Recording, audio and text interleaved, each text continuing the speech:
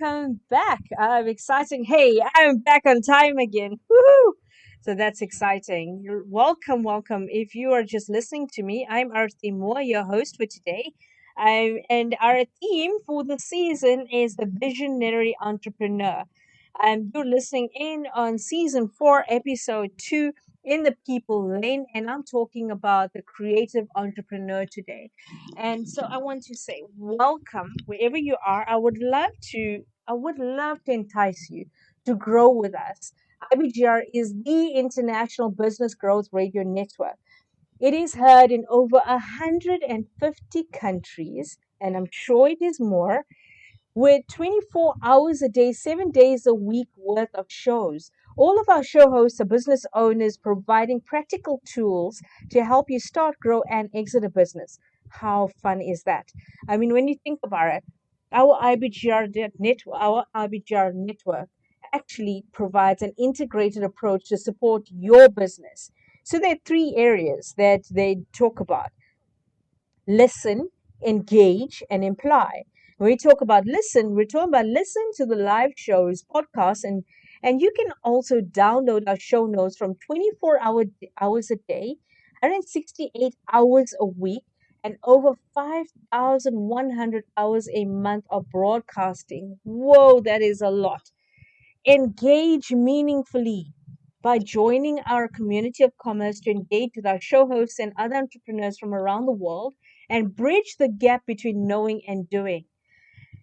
Most importantly, now that you've listened and you've engaged, apply. Apply by downloading our mobile app and have solutions to your business issues on demand. We are your business application of choice. Download the IBGR mobile app today. Now, I would love to go back into my topic of the creative entrepreneur.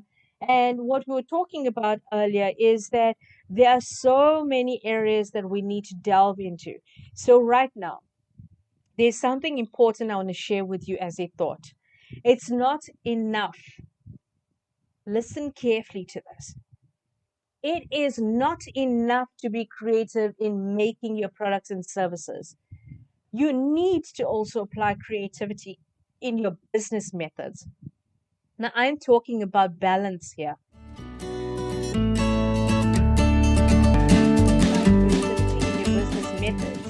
You need to apply it in marketing, raising finance, collaborations, and intellectual property.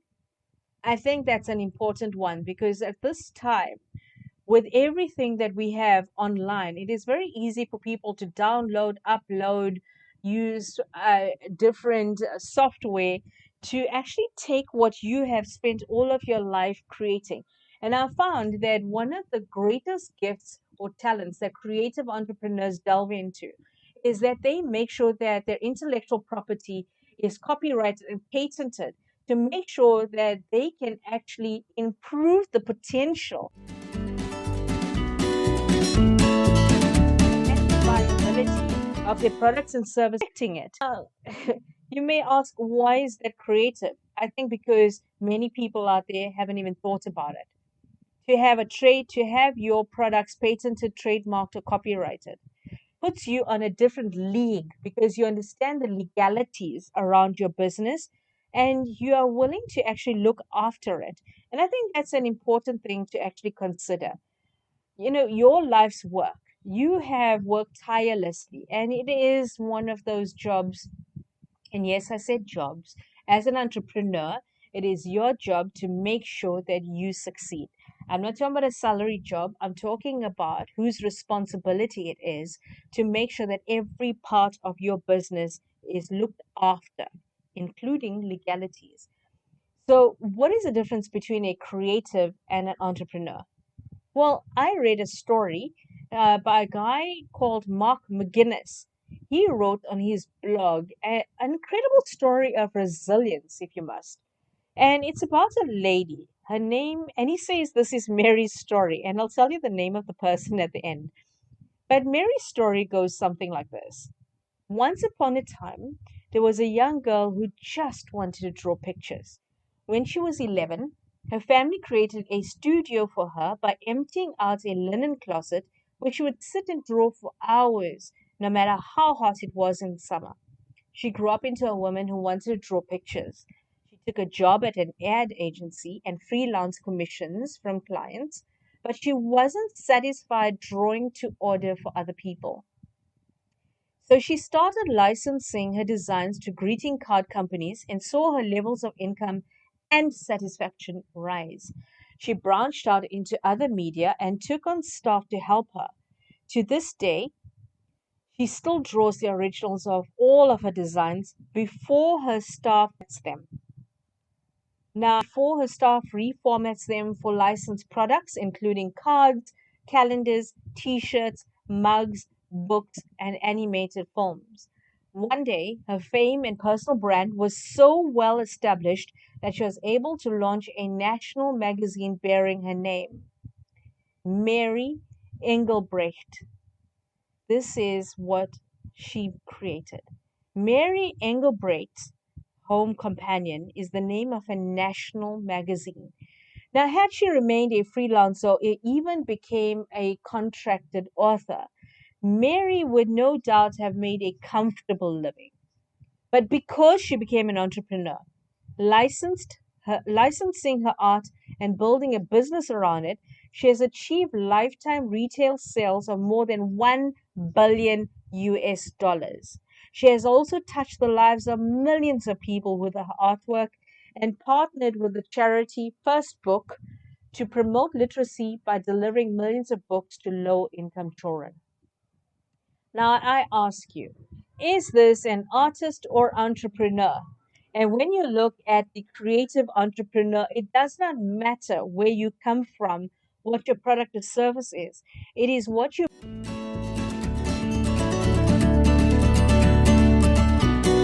around it, what you build into it, and how you build it. When you look at it, conventional thinking sees art and business as worlds apart, with little or nothing in common. But here, as lateral action, we think this is a deeply uncreative way of looking at things. But in Mary's sense, we see the artist and entrepreneur working together in harmony. So, where are you at in your life and where are you at with your business? What can you do differently and how can you delve into being creative with your marketing, your sales, your branding, your reputation? Now, think about it. Right now, people will follow people who have been building their reputation for a long time. You are not necessarily going to follow somebody who's got one or two likes, 10 followers, or very little or no descriptions on their LinkedIn profiles. There is no accolades. There is no understanding of the clients they worked with, no testimonials. Now listen to what I'm saying. The creative entrepreneur embraces what they've done and creatively talks about it on social media so that they can build their brand. Now, one of the areas that I was speaking into with my partner the other day was that he was asked to do a talk that he applied for a couple of months ago. And because of lockdown and uncertainty, people moved the dates. And now, when they connected with him, he replied and he was excited about it. The thing, though, is that that was an opportunity to be creative as an entrepreneur, to take the simplicity of being asked to again to do the keynote, and how would I have challenged that as a creative point? My thinking was, why not do an update on all of your social media platforms and say that you're excited to be welcomed back as a keynote speaker on this platform? This is the topic I'm talking into. And not be embarrassed or shy to actually speak up about your brand. This is how people will buy into you, follow you, and want to know what more value can you add? What more do you have under your sleeve? What other skills or expertise do you have? What service or products can you share with us? But you will never be known if you do not step up out of your comfort zone and step into the creative way of branding yourself and taking into account that creatively you tweak you look at what is trending, you tweak your updates and you use the wordings of what people are looking for. So if you look at the pain points in this world, where are people hurting the most? What do they need? How does resilience fit into this? I was asked to do a podcast the other day on resilience. I never thought about that. But when I spoke to the lady, I'm in South Africa and she is a French, the CEO of a French company. And when she interviewed me, she said that as a CEO, she found that there were many people battling with resilience. She Googled it and she was shocked to see that resilience is one of the trending top top of the list topics that people are searching for around the world right now, currently. Where does resilience fit into being a creative entrepreneur? It means that you don't give up. It means that you step up, that you demand that your your your service or product is seen. Now that's the whole point. You want it to be seen. You want to be seen. Your brand needs to be seen. And the only way you're going to do that is to be creative with your wording, creative with your updates, creative with fun memes. Create your own authentic words and share it with the world. Now, those are my ideas on this section. And so I'm going to take a quick 2 to 3 minute break. And I know that when I come back, there's so much more that I want to talk into because this is a fun, exciting topic for me. So if you're listening for the first time or you're a returning listener, I want to say thank you and welcome for listening to me and the ramblings of the Compassionate Leader of Influence. My theme is visionary entrepreneur. Today we're talking about the creative entrepreneur.